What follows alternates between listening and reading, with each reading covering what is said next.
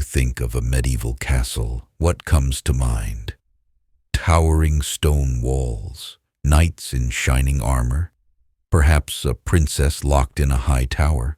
But the truth is far more fascinating and far more dangerous, because hidden inside these massive stone fortresses were secrets, rooms, passages, and devices that determined the fate of kingdoms.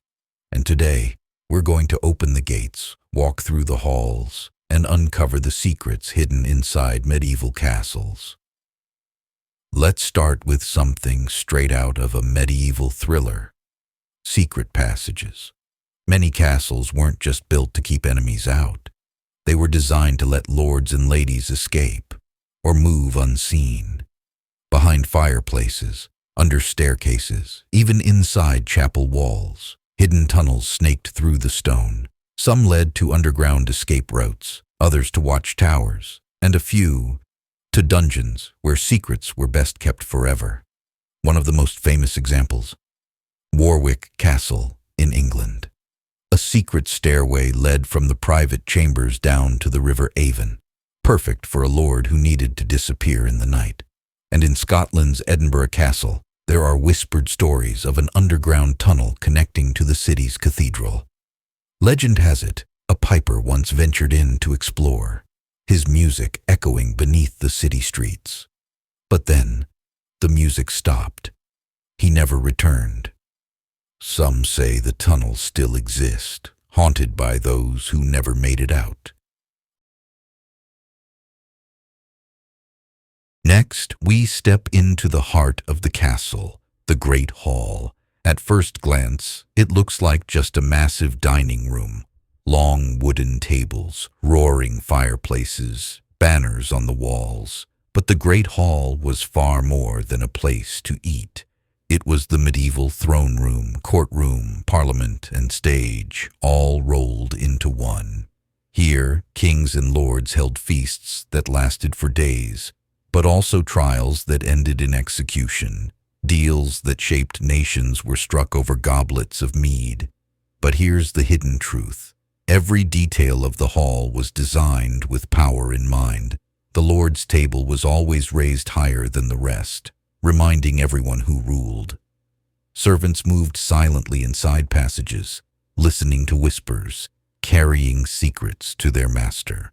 And in some castles, the acoustics were so finely tuned that the Lord could hear conversations from across the room, even if his guests thought they were safe.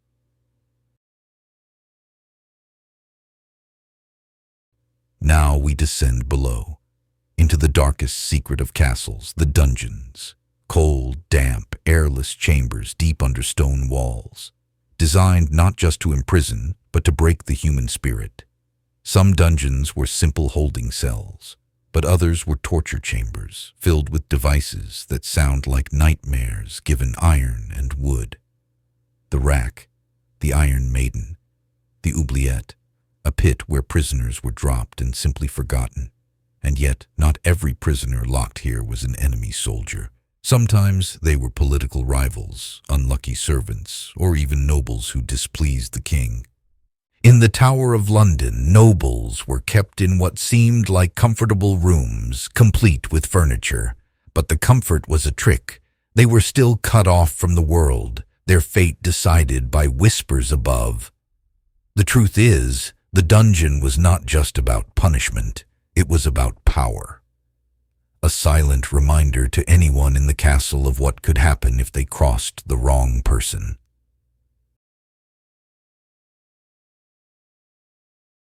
Let's move to a place you might not expect: castle kitchens. Hidden behind thick stone walls, the kitchens were massive operations, sometimes larger than modern restaurants. Why? Because a feast wasn't just about food, it was about status.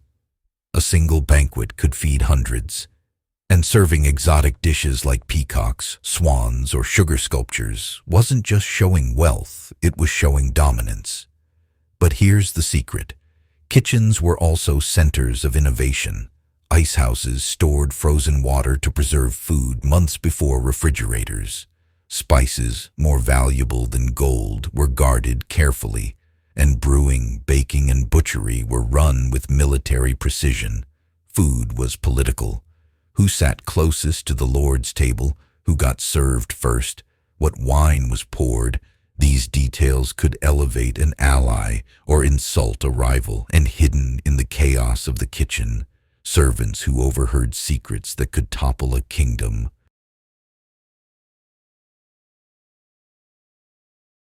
Every great castle had a chapel, and at first glance it seems like just another place of prayer. But inside, the chapels held some of the castle's most guarded secrets. Why? Relics. Many castles claimed to hold pieces of saints, holy bones, even fragments of the true cross. These relics weren't just symbols of faith, they were symbols of legitimacy. A lord with a powerful relic wasn't just a ruler, he was chosen by God. But there was another secret hidden here. The chapel was often one of the safest rooms in the castle. Why? Because it was sacred. Soldiers hesitated to shed blood on holy ground, which means in times of siege, lords sometimes stored treasures and documents right behind the altar. And of course, not every relic was real. Some were clever fakes, crafted to give power where none existed. A reminder that even in the Middle Ages, image was everything.